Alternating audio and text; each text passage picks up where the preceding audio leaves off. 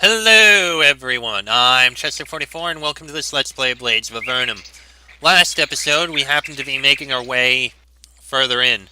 We have our mission, we need to find somewhere where we can find shelter. Burden managed to find a location that may work, but there were a lot of wolves in the way. We need to do something about that, or at least scout ahead. You never thought you'd be this happy to see a group of ravenous wolves, but the key here is that this group of wolves is in plain sight, not sneaking up to attack. Maybe you're getting better at moving through these woods, or maybe these wolves just aren't very attentive. Whatever it is, you managed to approach them unseen. These wolves will pose a threat to the expedition until killed, else you would be more than happy to simply sneak past. You nod to Fabian, who eases his sword from its scabbard. You do likewise, then charge into the clearing.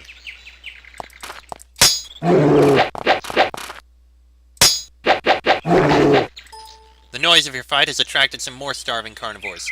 Seems that every wolf from miles around has been attracted here by the prospect of a meal. I need something. Potion of alacrity, why not?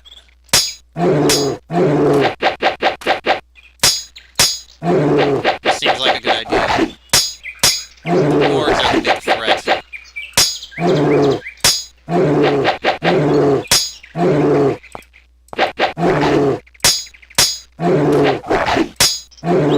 Alright.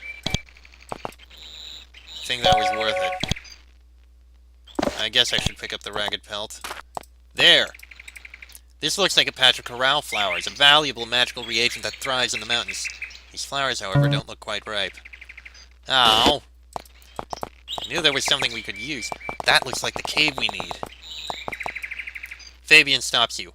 I think we've gone far enough, Vincent. Look, the sun is low in the sky and the others haven't even caught up yet. Let's look for shelter closer by and wait for Burden and the rest before going higher into the mountains. Hey, we got some mountain holly. Excellent. This is what you've been looking for. My Burden risked marching higher into the mountains. In the sheer rock face is a small opening. Wolf tracks crisscross the snow at the mouth of this cave. You look over at Fabian. Well, there's nothing for it but to go in. This is what we are looking for, and the sooner we clear it out, the sooner we can rest. You cautiously enter the cave. Wolf den. The cave is empty. The only thing that remains of the wolves who once made this their home is a foul stench, and some gnawed bones and old fur. Fabian heaves a sigh of relief, as do you. Oh, well, this looks as good a place as any to pitch camp. A little bit messy, but we can clear some of this filth and get a nice fire burning here. Let's go find Sarge and the rest. They can't be too far back.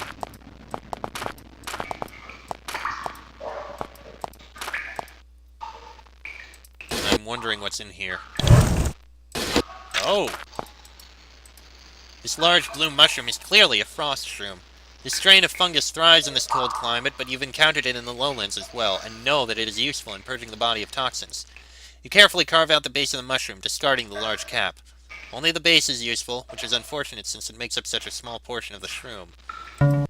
Hey, we got frost shrooms! Excellent! That's good. I think we can make another potion of alacrity, can't we? No, we can't. Ooh, army rations, I forgot that's useful for things. No, we can make another potion of alacrity. I want to make one. I'd like to keep at least one of these. At least one of each of these potions. Excellent. We still have mountain holly and strangleweed. We can use a mountain holly to make another healing poultice, which might not be a bad idea. Trash.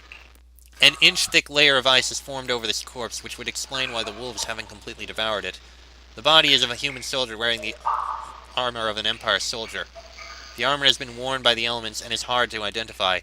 Still, you can see that the man wears the clenched fist emblem of House Strongarm, who ruled Izo nearly 400 years ago. You chip away the ice to get a better look. The body and the gear on it are in good condition for being 400 years old, but not nearly good enough to be used in battle. The only thing of note is a flask on his belt marked Cryoprev. Unfortunately, it's empty, although another potion, this one unmarked, remains intact. You aren't particularly eager to drink a 400-year-old liquid, but potions will keep almost forever, and this one was even refrigerated. Rusty Great Helm and a hardiness filter. Ooh, another hardiness filter, yes! What's this Rusty Great Helm? Alright. It gives a lot more protection from damage, but we don't have the cold protection. I'm gonna wear it. Seems like that's all we got. Wait. Oh no, that's just trash.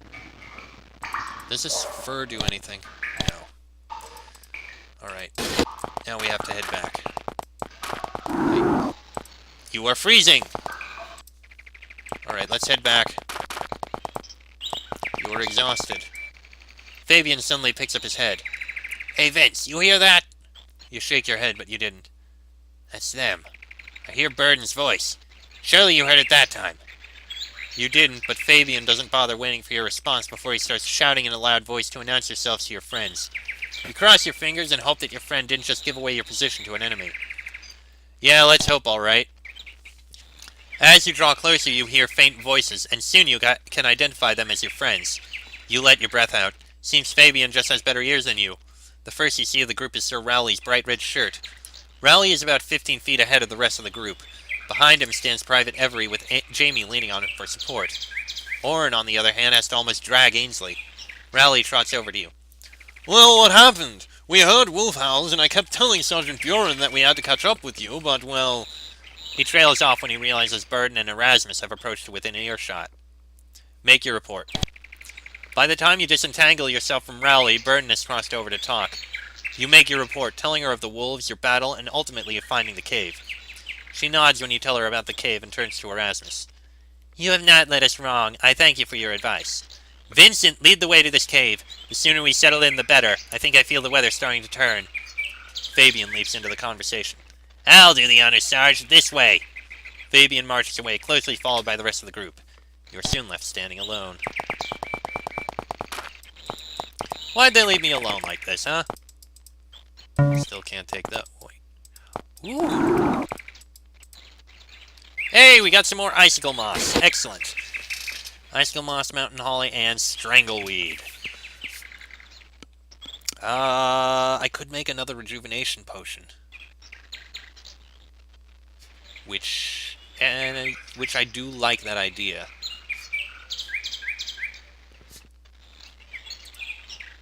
We've only got one mountain holly, but it would be a good idea. Yes, I do like the idea. Rejuvenation elixir, number 4. Excellent. The others arrived ahead of you and are cleaning the cave to get it in a condition suitable for human inhabitation. Or rather, Fabian, Trey, and Every are cleaning the cave, with Fabian naturally complaining all the while. Sleeping mats have been set out for Jamie and Captain Ainsley. Adriana watches after them, and Orin watches at the cave entrance. Erasmus and Rowley are noticeably missing. They must have gone outside already. Orin stands watch at the entrance to the cave, his hand at one of his 2 scabbards. He stands rigidly and his eyes attentively scan the forest outside. Do you feel it now, Vincent? The bite in the air, the settling cold, the silence, as if nature itself is holding its breath in anticipation. This is storm weather if I've ever felt it, and I think we're in for a nasty one. How's Ainsley doing? Not so well. Today's march was very taxing on him, and I think his condition is worsening. The effects of the hypothermia should be wearing off, and he should be regaining his strength, but instead he's growing weaker. Erasmus believes his wounds are becoming infected. If this is true, then his situation is dire indeed. Will you still be able to carry him tomorrow? I doubt that we will march tomorrow, but more likely we will spend the day weathering the storm. But when we do march, if the captain hasn't recovered enough to walk on his own, I will certainly be there to help. My only regret is that I can't aid the party with my swords when I am supporting the captain. For now, you and Fabian are our best soldiers. Of course. Let's speak with people here. Fabian is helping Sergeant Burden and Private Every to clean up the cave, and naturally he is complaining the whole time. As you walk, she picks up a bone with distaste and flings it into the trash heap at the back of the cave. Filthy mountain, filthy cave. Clean it up, Fabian, or you'll be sleeping in filth. We'd be better off sleeping in the snow. It's freezing in here anyhow, and at least it doesn't reek out there. He stops his tirade when he sees you. Oh, hey, Vincent. You aren't one of the lucky few who gets to pick up this mess? Well, I'd gladly switch with you. What are you doing? I'm wasting my time cleaning up this cave. Sarge insists we have to, keeps reminding me how much worse it'd be to sleep in this mess, and I suppose she's right. It certainly isn't a desirable task. Look at all this. You look around the cave. It is indeed a mess. Feel lucky that Burden hasn't assigned you to help out. Private Every is filling his sack with the bones and scraps that are strewn about the cave floor. When it gets full enough, he takes it to the trash heap and dumps it. The sack looks suspiciously like his rucksack, which would make for an unpleasant next couple days for Every. Oh, Vincent, would you mind lending a hand? Oh, I suppose you got a more important task than this. Too important for to the expedition for cleanup work, I guess. Where'd you get that sack from? Well, I was getting tired of picking everything up by hand and having to make so many trips to the trash heap, so I thought, hey, my rucksack would make a good container to hurry this process up. It's going a lot quicker now. You're using your clothes bag to hold trash? Well, I took the clothes out, of course. He indicates a pile of clothes nearby like this settles the matter. Seemingly, he hasn't considered how filthy the bag is going to get and how filthy the clothes will get when he puts them back in. He is making good progress, though, so you decide not to rain on his parade. A little bit late now, anyhow. How have you been doing, Vincent? We should have this cave fit for inhabitation in no time. You just go about your business. How are you doing? I'm doing good. Last night was hard. I'm not used to losing companions. Well, today hasn't been so bad. It's good to have something to take one's mind off of it. Something to do with my hands instead of lying alone in the dark. Ainsley lies in his sleeping bag. He shivers from time to time, and his skin remains as pale as it was last night. He is conscious this time, however, so he's shown some improvement. He nods to you as you approach. You salute him, but he shakes his head. No, don't bother with that. Not here. I'm not even in charge anymore. Can't even walk under my own power. Save the salutes for Burden. Not that she'd want them either. What are you feeling? I'm so tired, Vincent. Always tired. I tell my legs to move, but they refuse me like they have a mind of their own. Do you remember that time? That time we had to march 3 nights straight to bring news to Commander Jannery about the assassination attempt? You know that you do. How could you forget the night your legs nearly fell off? It was nothing. Nothing compared to this. When that creature attacked us, it's like it sapped all of my strength. All the energy in my entire body. I feel exhausted. What do you think we should do next? We were sent here to kill the beast, and if it is humanly possible, that is what we should continue to try to do. But this is Burden's show now, and I'll let her make the decisions. I just hope that she doesn't let my health influence her choice. If we can pursue the beast, we should do just that. If she feels we are no longer able, then we should leave. I have told her as much, but I think her concern for me could sway her. Adriana sits by Jamie and redresses his wounds. She clicks her tongue and shakes her head. Why did you have to be so thick-headed? Now you've reopened all these wounds just because you couldn't let Every help you walk from the start. She applies some kind of antiseptic, which causes Jamie to cringe. You brought it on yourself. You were the... Oh, hi, Vincent. I was just preoccupied. How is Jamie doing? Oh, he's recovering quickly enough. I'm just cleaning and rebandaging these wounds so they don't get infected. They would be almost closed by now if he hadn't opened them by insisting on marching without accepting help. Thick-headed, can't accept help from anybody. Now I'll be bandaging these for an extra 2 days. If you do this again, you can bandage them yourself. Jamie sighs and pleads guilty to all the things he was just accused of. How do you know, Jamie? Well, I had the misfortune of growing up in the same village as this harebrained fool, and when I was a girl, I didn't have enough sense to stay away from him. Now I'm stuck with him, I guess. Jamie stays silent, but rolls his eyes when you look over at him. Alright then, let's talk to Jamie. Jamie is stretched out on his mat by the fire. He rests his head on his rucksack and munches on a piece of hardtack while chatting with Adriana, who's looking over his wounds. Hey Vincent, I've been meaning to ask you... Adriana interrupts him with an order to raise his arm to be bandaged. He does so, then continues. What was I saying? Forget it. Grab a seat and share a ration with me. He offers you a piece of hardtack, which you suck on for a while for fear of breaking a tooth. How are you feeling? Much better, thanks for asking. The day's march was tough, and eventually I had to sacrifice my pride and lean on Every's shoulder. But I'm not shivering anymore, and I can feel the strength returning to my limbs now. When we march again, whether it's tomorrow or the day after that, I should be fully recovered. So you're good friends with Adriana? Yeah, when you grow up in a small village like Manibor, you know everybody. Everybody doesn't like each other, but fortunately Adriana and myself have been friends from the start. Adriana smiles thinly, but doesn't stop wrapping his arm to speak. I'm freezing. I just got mauled by a wild animal, and I'm not likely to eat a warm meal for weeks, but at least I'm getting my wounds wrapped by a beautiful girl. He grins coquettishly. Jamie patiently holds out his arm for as Adriana attends to it. In the other, he holds a piece of hardtack. Grab a seat, Vincent. I don't know how you military types eat this stuff every day. I think it's wearing down my teeth. Only one person to speak with now. Sergeant Burden is tidying the cave by moving filth and bones to the back room. You've heard it said that a sign of a good leader is willingness to do anything one commands of one's subordinates. Well, Burden just passed that test with flying colors. Few officers would get their hands this dirty. Literally. Pitch in, Vincent. We need all the hands we can get if we're to clear this place before nightfall. Or do you want to sleep in a pile of filth? What task do you have for me? Start picking up trash. We got to clear this place by... Actually, you know what? I have a better task for you. We need some firewood to heat this place. Gather a good-sized pile of lumber. We don't know how long the storm will last. Where are Rasmus and Rowley? Sir Rowley is outside skinning some of those wolves you killed for their pelts. He has my express orders not to wander away, and although it pains me to leave him unattended, those pelts could be lifesavers. Erasmus went to... Actually, I'm not sure where he went. He said something about hiking higher up to look for landmarks. He seemed disappointed that he was wrong about our location on that old map of his. What is our next course of action? Do we go after the beast? I don't know.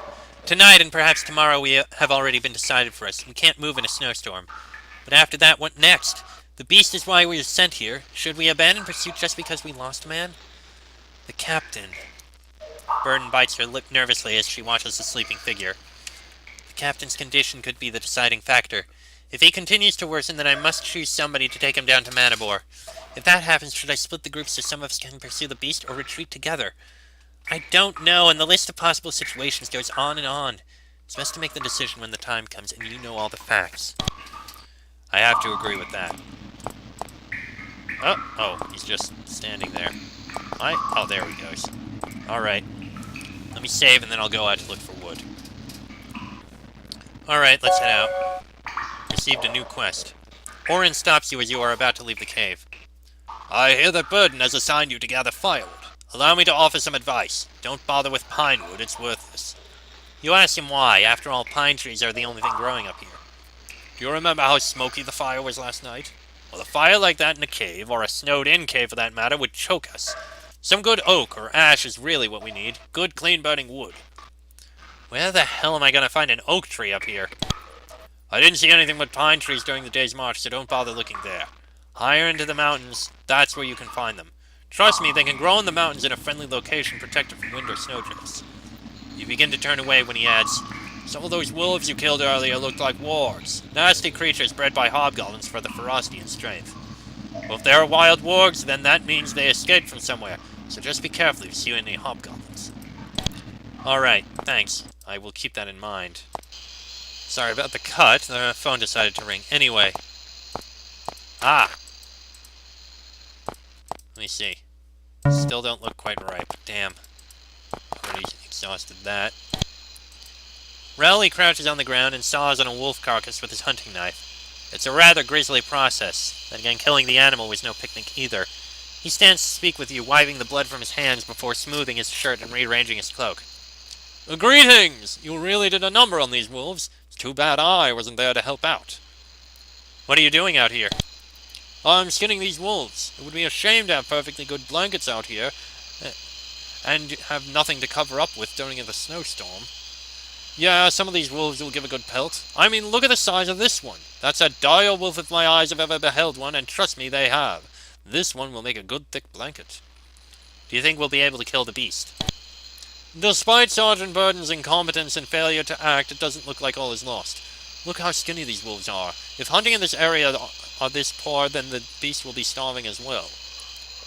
How this is at all a good thing? He sighs and explains with strained patience. The beast is uncommonly clever, too clever to be lulled into a trap or vulnerable position. Now it is hungry and it has tasted human blood. It has caught our scent and will pursue us. Sergeant Burden seems to be doing her best to avoid our prey, but she won't have a choice in the matter soon enough. If we don't find the beast, then the beast will find us, and we better be ready when it does. Burden sent me to find firewood. Any suggestions?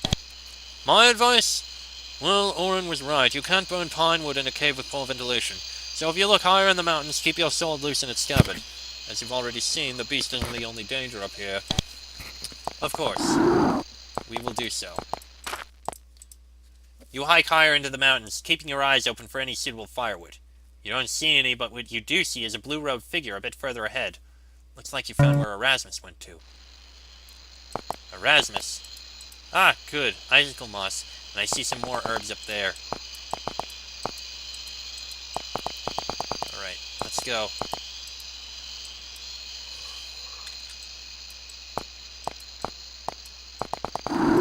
Ugh, the cold. You are exhausted to the point of collapse. Oh, we got some mountain holly and icicle moss. So we do have some herbs.